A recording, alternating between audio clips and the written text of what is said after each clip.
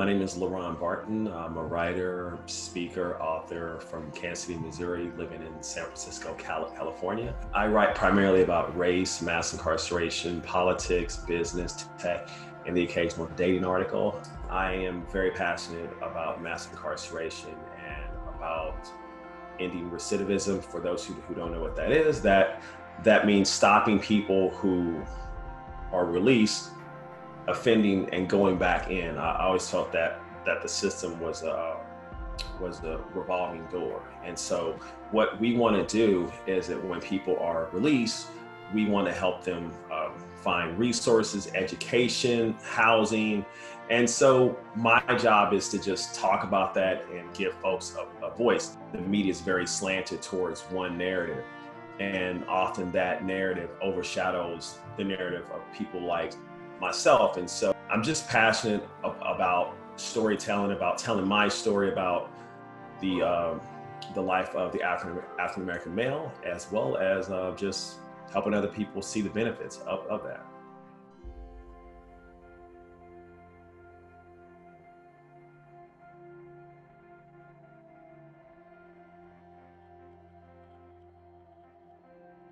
For me, I think that it's very important for our stories to be put out there. You know, as I said, like if we were to leave it up to, whoever, they would be painting the Black man as just a violent criminal and just someone without remorse, someone who's just a savage. And so what I want to do, my main thing is to humanize us, is to humanize our experiences.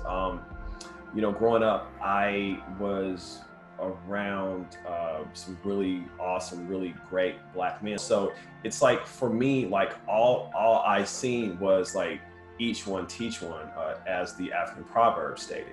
And so when I got a chance to become a mentor, that was something that, it was an obligation. It wasn't something that I wanted to do. It was something that I had to do. Every boy, every man needs somebody above him to sort of guide him, right? Because it's just like what Maya Angelou said, no one makes it out here alone, right? And so when I wrote that piece, I just wanted to just talk about that. When I walk outside of my house, anything can happen, because historically we've been viewed in this sort of skewed way that people automatically want to harm us because they think we're going to harm them. But we're actually just trying to we are trying to be as cool as possible. I'm just trying to just live my life, And so I hope that the piece sort of illuminates that we are people that just want to have peace. We want to have liberty. We want to be able to live in a world that we're not harmed.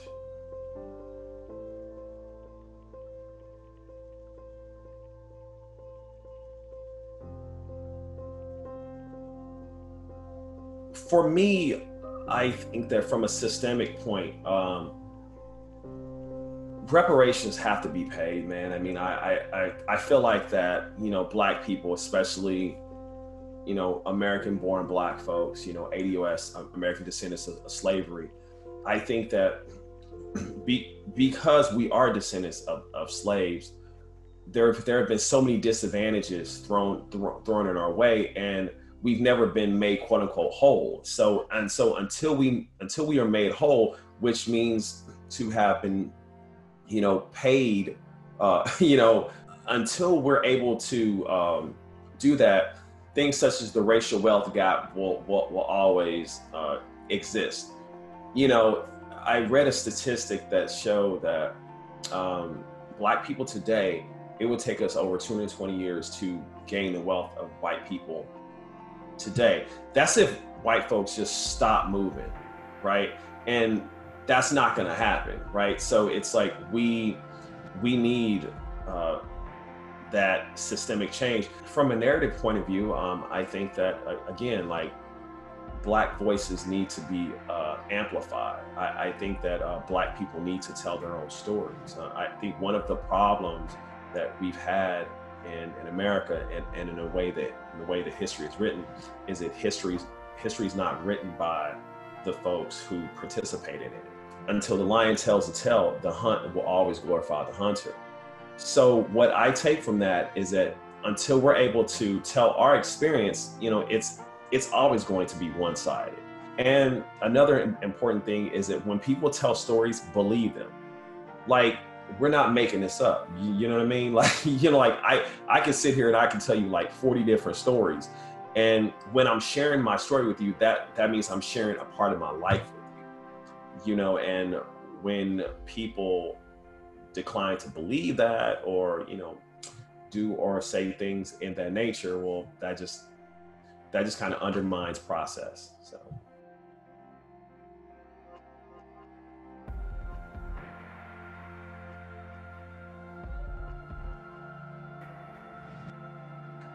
So how do white people become better allies?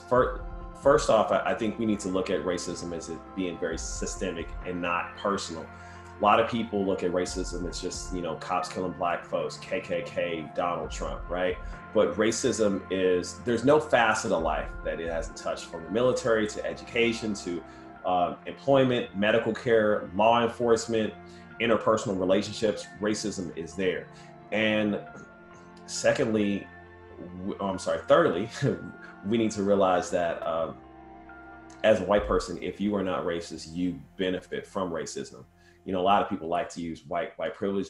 I just like to just call it, racism. I mean, it's pretty simple like that. So with that being said, what are some things that white people can do? I think that we need to hire Black people. I think we need to support Black businesses. I think that we need to fight for Black lives, because when Black lives are fought, because the reason why that I say that is, like, we're on the bottom, right? So when Black lives are taken care of, that's going to lift everybody up, right? In regards to the all lives matter conversation, I mean, it's pretty self-explanatory. I mean, like, in this country, Black lives have never truly mattered, right? And so when we're saying Black lives matter, that means that my life is as equal as yours. The reason why that the All Lives Matter slogan fails is because that assumes that we live in a society that is colorblind, that is built on meritocracy. And and I know that is just not the truth.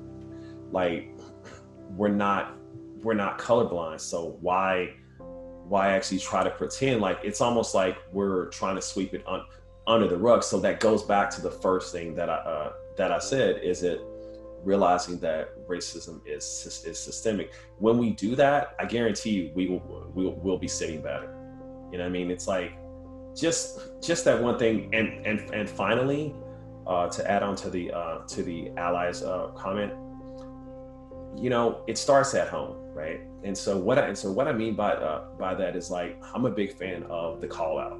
What the call out is that when you hear or see someone doing something that could be considered racist, if that's a friend, family member, coworker, et cetera, you need to call that person out. It is not easy. It is not fun. But when you do that, that says to them that behavior is not acceptable, right? And for you, once you do it, it's going to resonate, and it's going to get easier and easier and easier, right? Because if you continue to let that behavior go unchecked, then it's just going to keep going. And you can't call yourself an ally if you're not sticking up for Black people when they're not around.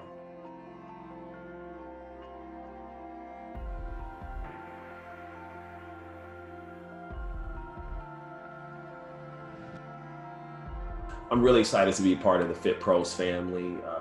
Shout out to Lindsay, Caitlin, Jasmine, my guy here. Like, it's always been a wonderful time working with the team, and I like the fact that we are bringing these conversations to different corporations and different groups. It's all about spreading the gospel. So, you can find me www.leronbarton.com. That's LeronBarton.com. I'm on Twitter. I'm on LinkedIn. I'm on Instagram. I won't get on Snapchat because I'm just a little too old for that. And I'm going to be doing a TEDx Friday. What if everyone had a chance to tell their story? TEDx Wilson Park. I'm really excited. And I'm doing another TEDx for TEDx Farmingdale. So I'm really excited, just pumped about what's going on. And again, thank you for the time.